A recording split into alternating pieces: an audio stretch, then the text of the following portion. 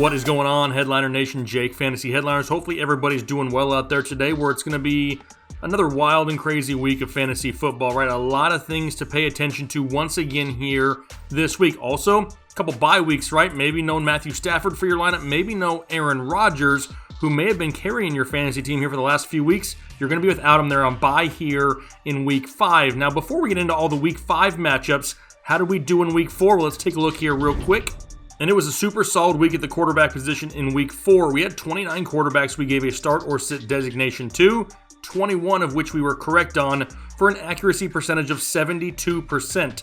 A few of our biggest hits, Justin Herbert, right? The rookie continues to go out there and impress. What about Nick Foles? We had him as a sit last week. A lot of people thought he was going to come out and just set the world on fire. No, not so much. He still plays for Chicago. What about some of our biggest misses? Well, Teddy Bridgewater looked, I don't want to say elite, but he looked great last week. Jared Goff, he was a disappointment. He was one of our misses. And Gardner Minshew, the spirit animal himself, returned with his blinky DJ Chark and had himself a super solid week here in Week 4. But now we're looking forward to Week 5, right? A lot of question marks going into this weekend's games. What do we do? Let's take a look at all the matchups here right now. We'll kick it off here, Thursday Night Football, the Bucs and the Bears. And how does Tom Brady, how does the GOAT get rewarded after a great game in Week 4? Well, all of his weapons are hurt here in Week 5. You got Justin Watson out, Scotty Miller questionable, Mike Evans questionable, Gronk questionable, OJ Howard out, Godwin already ruled out. I mean, I get it. The guy is good, but we got to have somebody to throw the ball to. I mean, who's going to be out there and available on Thursday? Now, if I had to guess, a few of these options will be good to go on Thursday, but it's something we have to pay attention to because that could really limit the ceiling of Tom Brady. It's a difficult matchup, right? The Bears only allowed just over 12 fantasy points per game to opposing quarterbacks, which is second best in the NFL. If he's without these weapons, that ceiling is in jeopardy. Now, if you take away Week 2, his worst game of the year so far, he's averaging right around 23 fantasy points per game, and you kind of want to have him in your lineup. But pay attention to the injury reports. Watch the episode this week with Dr. Ethan Turner to see where we think some of these guys are trending, because if he's got weapons available, I'll still start Tom Brady.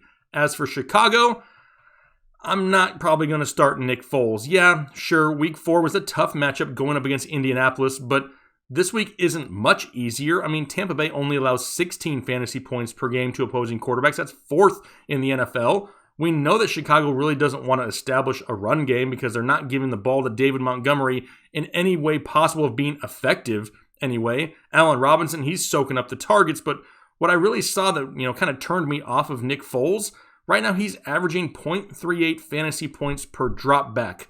That's 26th in the NFL, and it really limits the amount of potential ceiling he could have. Is he a safer floor play?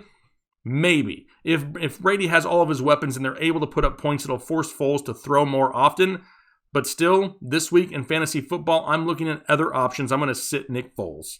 Moving on to Sunday now, we got the Rams and the football team of Washington, and apparently Dwayne Haskins busted his butt all offseason to get in great shape and really improve, just to start the year and be not coachable.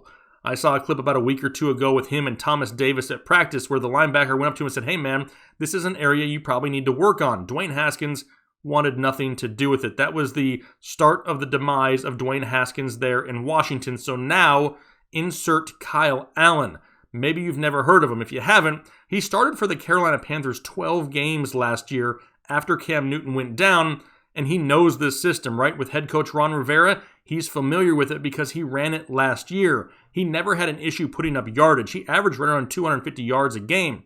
Where he struggled was interceptions. He threw 17 touchdowns on the year to 16 interceptions, but one thing that he did do, he locked on to his number one guy. DJ Moore was locked on every single week, and that's part of the reason we saw that big second half from DJ Moore. Can we expect something similar for maybe Terry McLaurin this year? That's entirely possible. Now, right now the Rams allowed right about 18 fantasy points per game, but am I in a rush to start Kyle Allen? Not unless I'm desperate at this point. However, down the stretch, as we get into more bye weeks, if we have more teams dealing with COVID issues, Kyle Allen may have a little bit of value here going forward, so make sure you pay attention to him. But for this week, you're still going to sit him. What about Jared Goff? Well, he remains a mystery, right? He performs in the tough matchups and he sucks in the easier ones. Case in point, last week against the Giants. Not an easy matchup, but he should have definitely outproduced his 200 yards, 1 touchdown, and no interceptions. Now he goes against a football team who give up right around 22 fantasy points per game. In my opinion, he's a bye-week fill-in, right? If you had Aaron Rodgers, if you had Matthew Stafford, you're looking for somebody to fill in here this week, maybe you have one of the guys on a team that's possibly not going to play with maybe the Titans this week. Maybe you have a Ryan Tannehill. That's something else we're paying attention to. That's when Jared Goff becomes an option. Until then, the consistency just isn't there on a weekly basis for me to have him be a locked-on starter every single week. Now we'll move on to the Bills and the Titans because I just mentioned Ryan Tannehill, so maybe you haven't heard the news yet. There's rumors coming out of historic punishment for an NFL franchise maybe that we haven't seen in the past, and we're talking about the Titans, who knowingly had an informal, meetup, practice, workout, whatever you want to call it, during their off week when they were supposed to be away from team facilities and not with each other.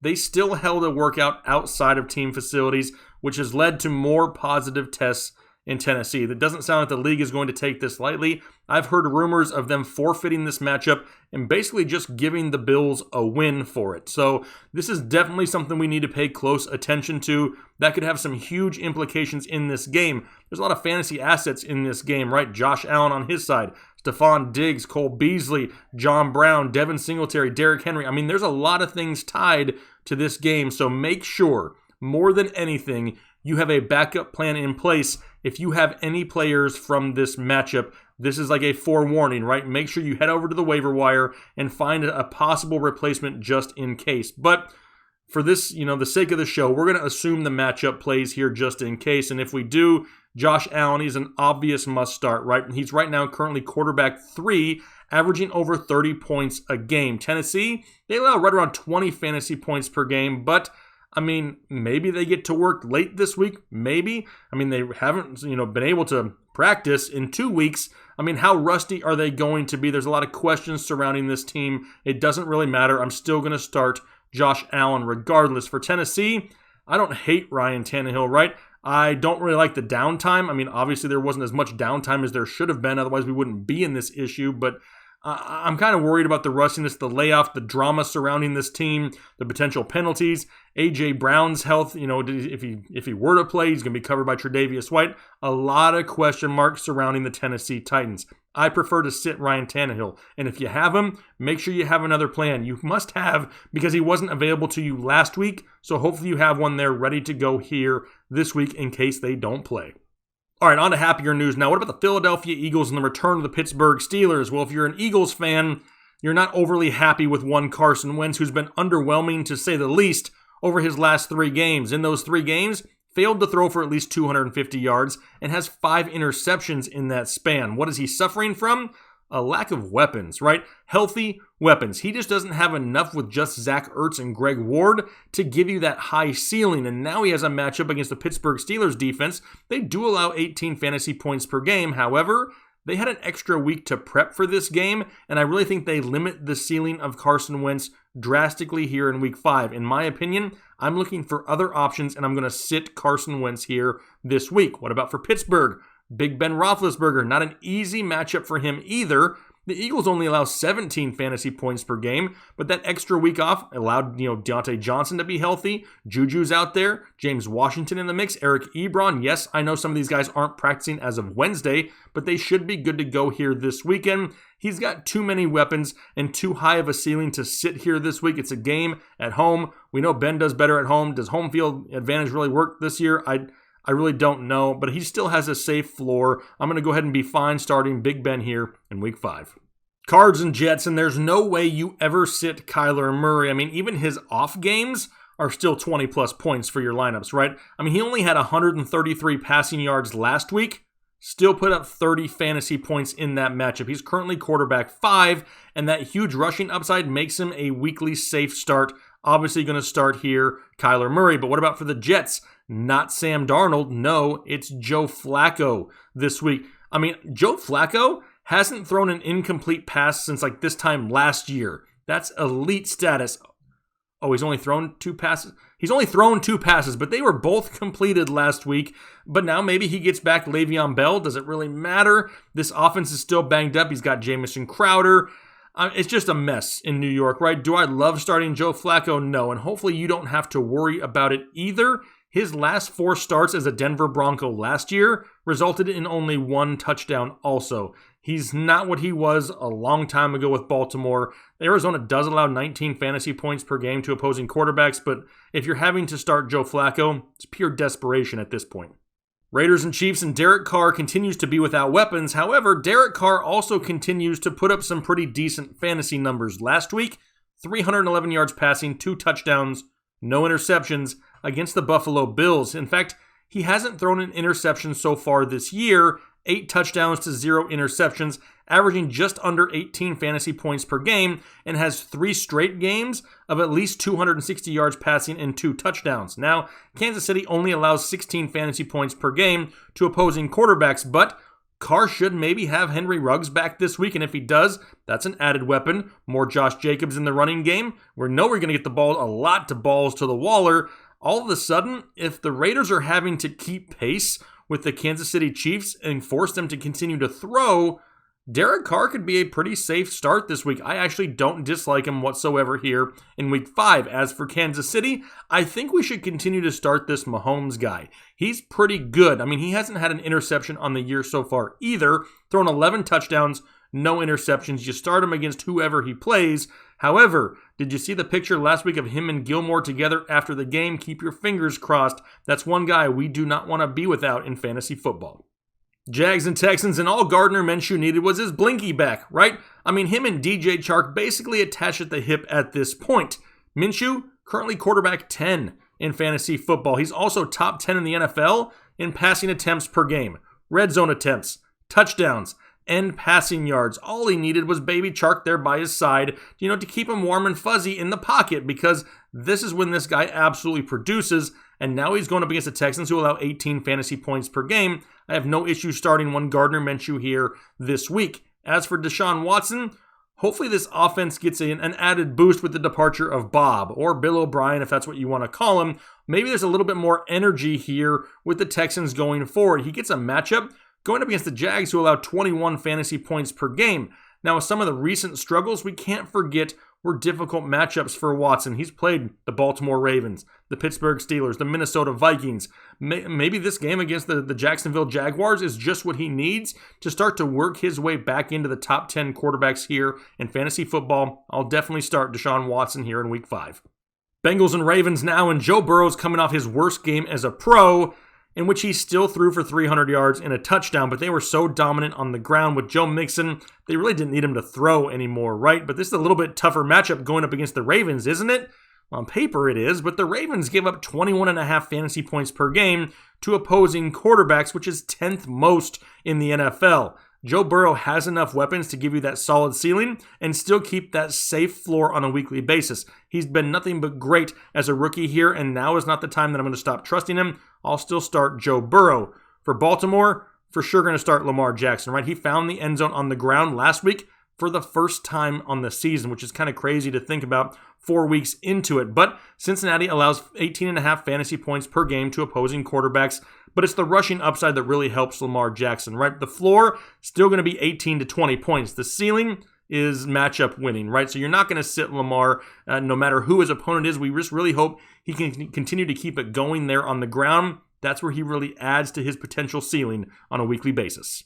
Panthers and Falcons now, and it's Teddy B week, y'all. That's right. He's got a matchup against the Falcons, who give up on average 33 fantasy points per game to opposing quarterbacks, by far the most in the NFL. Maybe, just maybe, this is the week that they can jumpstart DJ Moore in this offense, because the secondary in Atlanta is more than banged up at this point. Teddy B has his deep weapon with Robbie Anderson. Got Mike D in the backfield taking the underneath routes, and if they can get DJ Moore going, look out.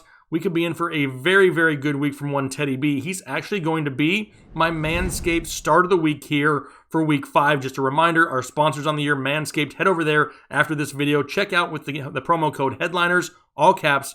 Get yourself 20% off and free shipping on your order. What about Matt Ryan and the Atlanta Falcons, though? I mean, now he only has 2 touchdowns over his last 2 games. He hasn't thrown for over 300 yards since week 1. Julio Jones and Calvin Ridley, they're not 100%.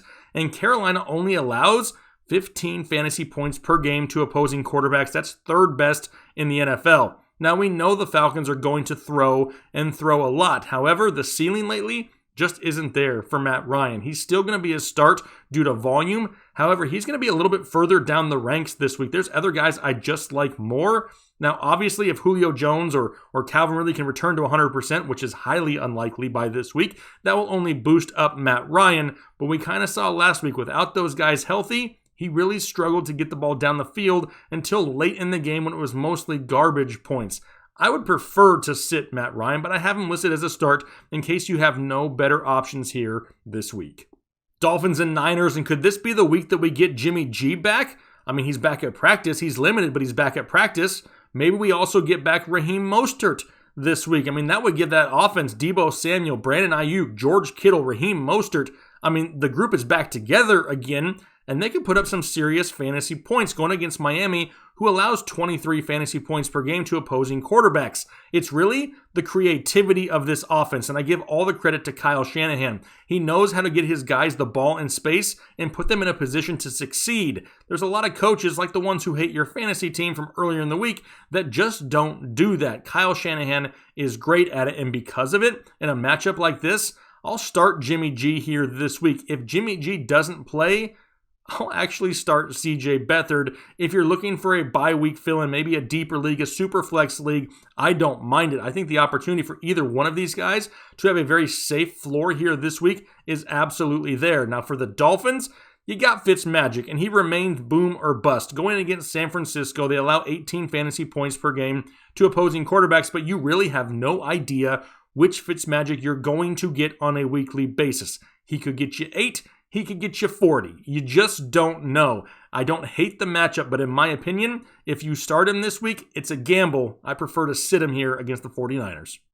Giants and Cowboys, and Daniel Jones really showed some flashes back in 2019, saying that, hey, he may be able to be a quarterback one at time in these leagues. Now, in 2020, he's shown that he can go 3 weeks without a touchdown. Yeah, he's just been bad here after week 1, and even though this is a great matchup going up against the Dallas Cowboys, who allow 23 fantasy points per game, right now Daniel Jones is averaging 12 fantasy points a game and has 5 turnovers in his last 3.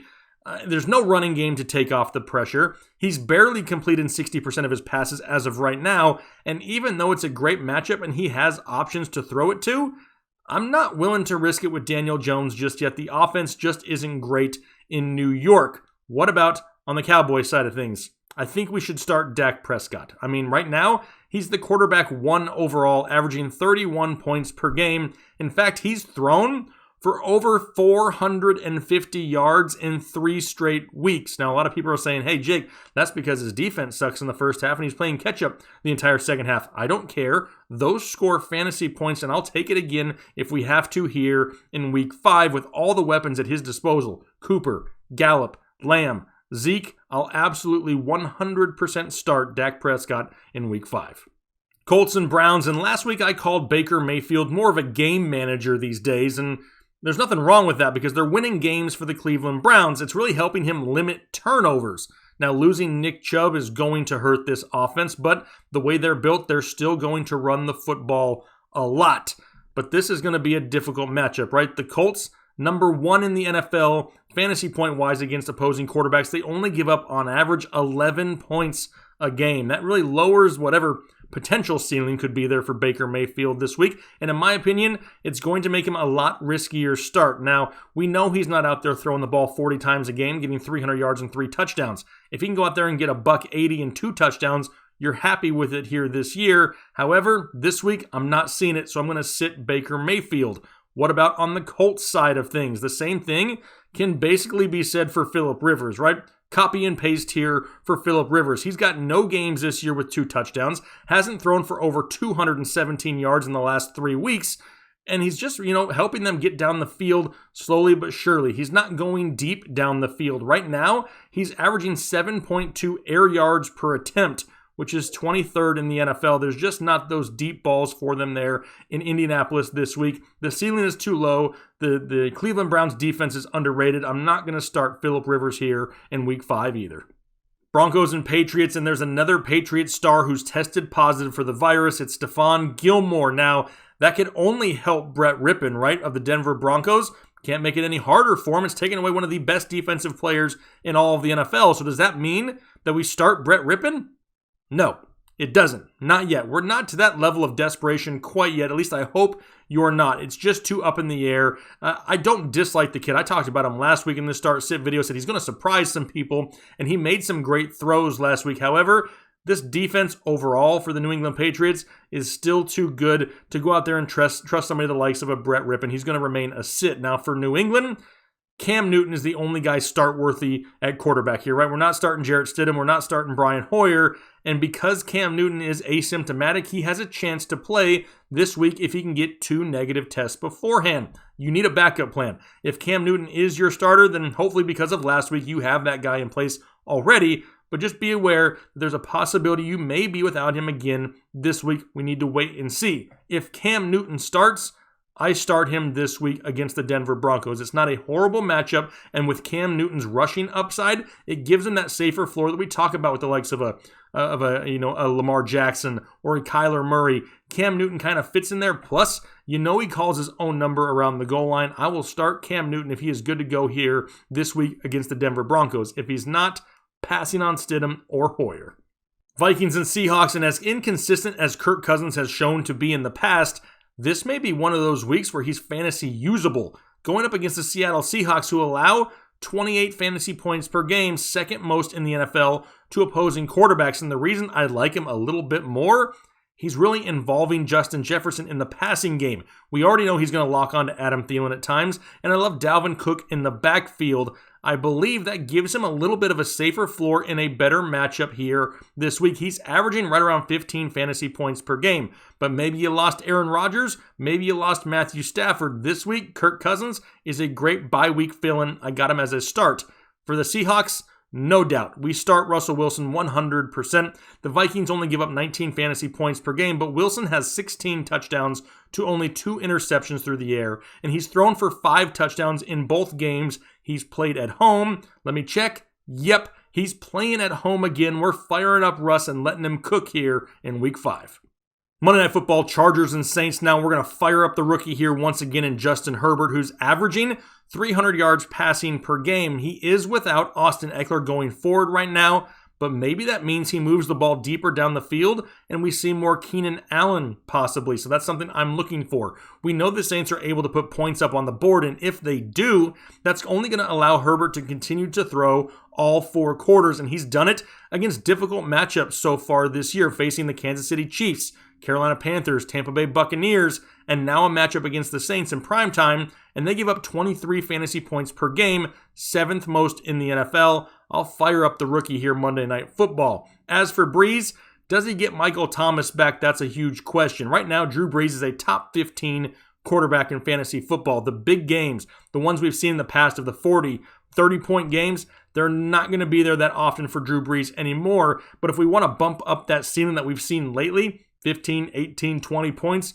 we need Michael Thomas to return. The Chargers, on average, allow 23 fantasy points per game, 4th most in the NFL. Breeze, in my opinion, is a safer start this week. Until we know for sure about Michael Thomas, he doesn't become a must start. But as of right now, I don't hate it. I'll fire up Drew Brees here in Week 5 also.